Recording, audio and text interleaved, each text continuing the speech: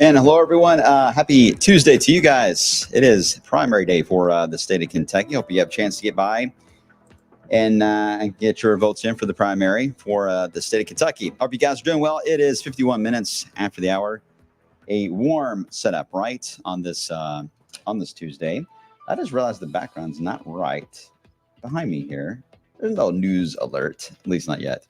So let me just, by the magic of a few clicks, get you over to the right screen. There you go. See, that's much more, actually looks more threatening, doesn't it? Don't worry about it. You guys are fine.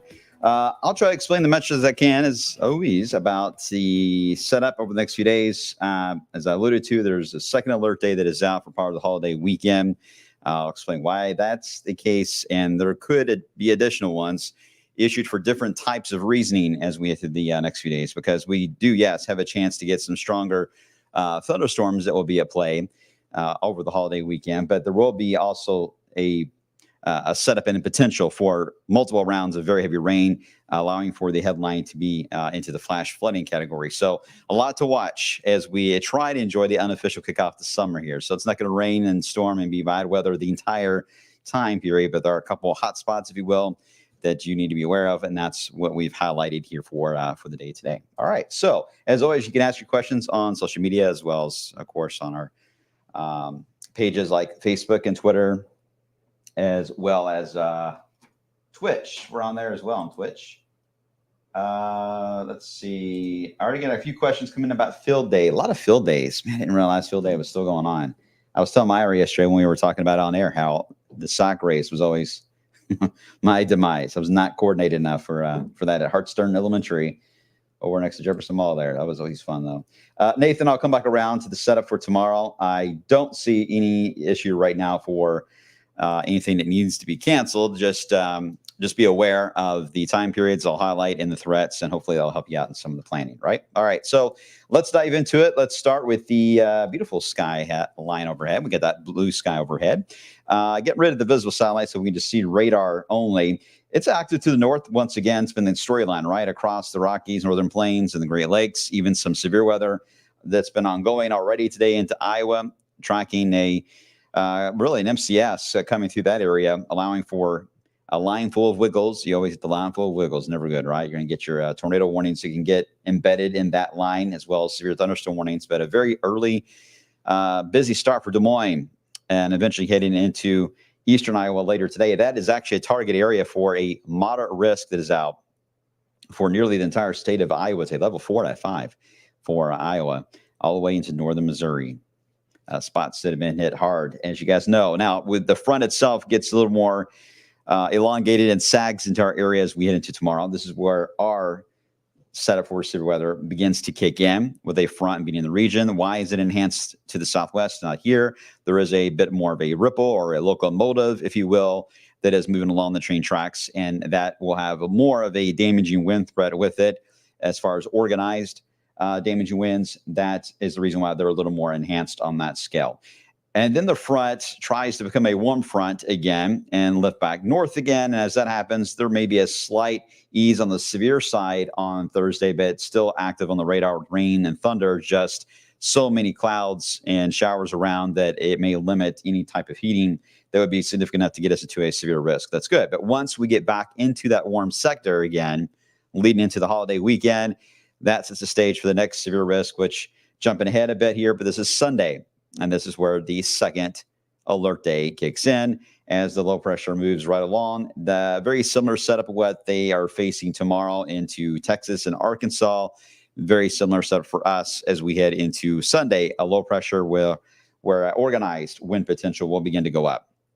Here's the outlook from the Colorado State and machine learning AI, the SIPS stuff, you guys. Or not SIPS, but the Colorado State. And what I try to do is show you all the outlooks as they stand now. I know this is a lot to look at, so let me try to explain this. First off, the first two rows here are just the next 2 days. So, and this is a breakdown of each threat. This is your trail threat. Then you get into your hail threat and your damaging wind threat. All right, 1, 2, and 3. And then you get into tomorrow. There's 1, 2, and 3. Notice for the outlook for tomorrow, That's the one that influences our area more with the front. Notice we do not have the reds that are showing up or the hatched areas or even the purples. All right. So it's not as high of a severe risk type of scenario as what Iowa will be facing today. We will get a much tamer version tomorrow. Okay. So that's the next 2 days on their outlook. So let's ignore that for now. And looking ahead, now this one's broken up by the next several days ahead, one slate each. So you get, here's Thursday. And here we go with Friday. Here's Saturday. Here's Sunday, Memorial Day, and then Tuesday. All right. So you do note as we get into Thursday, again, the severe risk shifts a little more southwest of us because again, a lot of showers and storms, but not as much heating going on. We get back to where we could get a few warnings as early as Friday. Even on Saturday, that potential is there. But you see that red already showing up into areas of Oklahoma. That next low pressure begins to track along the train tracks, if you will. And there it is showing up right over our area, at least into West Kentucky for Sunday, which matches the Storm Prediction Center outlook already. And again, that's why we have the alert day out. And then for Memorial Day, there is actually another low that moves in, but this one should be a little more south. At least that's the hope. And that would take the severe risk out of here by the time into early next week. So kind of an up and down setup on your severe risk, highly contingent on heating of the day and whether or not the storms are on time. Will they have more of a disorganized look to them? Or will they be more organized and more of a damage wind threat? There's a lot of things that could still change this outlook and cause it to go really in either direction, up or down on threat level. But for now, this is a very classic looking summer setup where you get stalled fronts, rounds of heavy rain, very intense cloud to ground lightning seems to be the biggest issue because more than that time of the year now, a lot of you are outside. It's the unofficial kickoff the summer this weekend. So more so probably than maybe 4th of July. A lot of you will be out doing cookouts and out the lake and river. So just be aware of that potential for the holiday weekend. All right. That's the overall view. Let's backtrack a bit and get through some of the modeling. There is a chance to get perhaps an isolated downpour that'll pop near the heat island today. I know this is separate from what everything I just said. Not all the models have this, and the only reason why I'm pointing this out is that I've seen this happen before. Instability is certainly there. The wind fields are very, very weak, but the heat island effect, especially just downwind from the heat island effect, so areas north and east of downtown. So if you're in Oldham County, Shelby, all the way into eastern Clark, perhaps even Trimble, you tend to be a little more downwind in this scenario to where you can get a quick thunderstorm to pop this afternoon. Nothing to get overly worked up about. I'm just saying I don't see the chance being zero. Just be aware of that, especially if you get a lightning alert. Anything like that does form will fade away fairly quick. We get into the overnight thunderstorms that will be ongoing back into the Midwest, will be approaching, but weakening as they move in. So that's good. They'll be moving in near sunrise tomorrow. Not much to talk about at that point. So far, most of the modeling wants to thin the clouds back out. We warm up well into the 80s. And now we got the front stuck in the area, but now we got thunderstorms that will react along it and build over the region. And it likes a time of roughly 7 to 9 to bring in one of those waves of showers and storms, mainly a damaging wind threat. They would likely be tracking, by the way, northeast. So the front will be draped just south of Louisville, and most of the storms that form will be having a east-northeast motion to them. So as you look at the wave weather app tomorrow, if you see thunderstorms on the radar to your south and west, and you are north and east, they're heading to you. So keep an eye on that motion. And we may see more than one round. This is only through 9 o'clock. There could be multiple more that try to form in that flow along the stalled boundary. And that's where, again, this is day and night we're talking about. Once we get into the storm zone tomorrow afternoon especially, it's going to be hard to get out of it until sometime early next week. We will have a risk of some type that may even be carried at night. So if you're going to be camping, just be aware too, especially camping near some of the river's edges, that there could be some areas of some heavy rainfall. All right, we'll get into Thursday. Again, more scattering of showers and storms, but I don't see it right now being as wild of a setup on Thursday. Here is one of the closer in range not tropical, but convective models that we look at, the HER. It does not have the small pop-up this afternoon. Not too surprising, but still, history from being here has told me on days similar to this, where you have just enough moisture around, a decent amount of heating. There's not a lot of moisture, right? So this is not going to be a numerous shower and thunderstorm activity kind of thing. And they're going to have a very short lifespan to them because they're going to have a tough time climbing in height. But I just want to at least mention that if you're near the heat island effect, don't be surprised. Okay, let's move on. Here's the morning round that moves in tonight, early tomorrow. Nothing severe expected out of that, just a fading line of showers and storms. It fades out. We gain a little bit of heating. We get into the 80s. And then here we go with the thunderstorms, which actually is fairly similar to the other model I showed you of that roughly 7 to 8, 7 to 9 window that they begin to develop. But again, this is not anything that screams to me like a tornado outbreak or anything like that. This is nothing like that. This looks to be more of an issue of just damaging winds, some hail, a lot of cloud to ground lightning. Perhaps that's going to be one of the more dangerous things, especially with everyone being outside late tomorrow afternoon.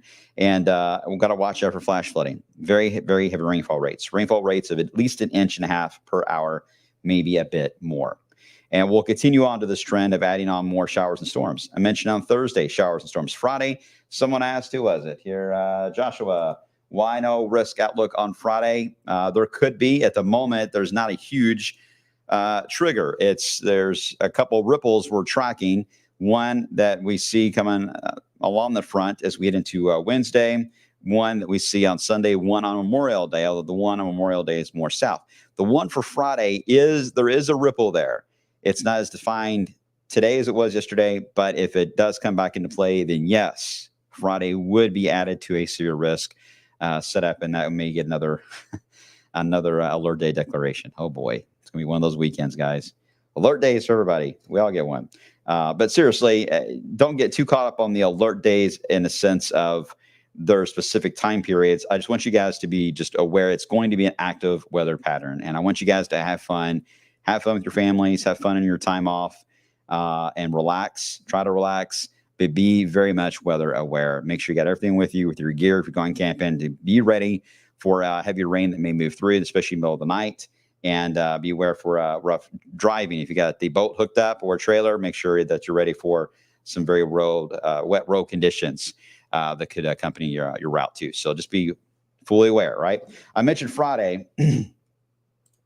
There's the outlook then. Saturday again. Saturday and Sunday, actually the 2 days, part of Saturday and early Sunday, feature a slightly lower chance of storms. It's late Sunday that we bring in that low pressure. And once that moves in, that's when we kick up the alert day setup for Sunday night into parts of Memorial Day. And as you can see here, there's a last one right there that the Euro likes a little more Monday night into Tuesday. All right, looking at all these together, bunched up.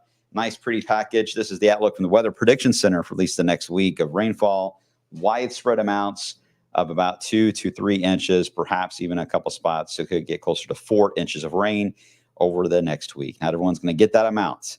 But if you've done some planting recently, you at least don't have to worry too much about the watering for a while. The weather is going to try to help you out there. It may help you out too much. All right, what questions can I answer for you guys real quick before I get out of here? Let's see. Yeah, Nathan, field day may not be canceled. Yeah, it may not need to be, especially if it's more of a 7 to 9 p.m. window. The only thing, Nathan, is the ground probably will be wet from the morning round that will fade. Then you get a chance to reset. So maybe still be overcast with increasing amounts of sun during field day, which will make it humid for sure, but it'll buy you some time before the storm's fire. It'll take until late afternoon and evening before that will kick back in. Let's see.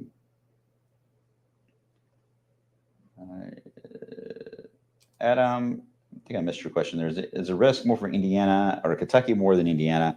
I'm assuming you're meaning for Wednesday. In this case, it just is going to be anywhere near and north of the front. So that's where the front is forecast to be, where it's draped now. That's why the slight goes to a marginal. But if the front can get a little further south, then that would bring the slight risk further south. But right now, that looks to be the general consensus that it will stop very much where the slight risk also begins. Okay. All right, Brooke, I just got here. What 2 days we're looking at? We're looking at right now, Wednesday and Sunday as of now. We'll see how it looks. Brad, what does the look like for the 500 coming up? They're watching it too. I know that's not the best of news. What is it they call it there? Is it I'm showing my lack in racing skills. It's something with Friday, right? Not feel good Friday, but I guess it's a local, kind of like our Thurby would be, but it's something for Friday for them at the track up there in Indy. Anyway, they're watching it. Obviously, this is not ideal to have a stormy pattern like this messing up with the track and speed trials and everything else they got to do. So I totally get that it's going to be a factor, and the Indianapolis area, I'm sure, is watching it carefully, especially as we get that clustering of bigger thunderstorms that roll in on Sunday. All right, there you go. It's called Card Day. I don't know why I didn't know it was Card Day. I don't know why I thought it was something else. Hey, learned something new. Thank you all. Appreciate that. Look, I just play Mario Kart all the time. So, yeah, I'm catching up. All right, guys. Appreciate it as always. I got to run. Got to get ready for the midday show. Just at least want to touch base with you guys on where we stood on the severe risk that will be developing. Again, we enter that zone tomorrow. We'll be in and out of it at times all the way through the holiday weekend. So enjoy this afternoon. Just stay cool. It's going to be very close to 90 this afternoon.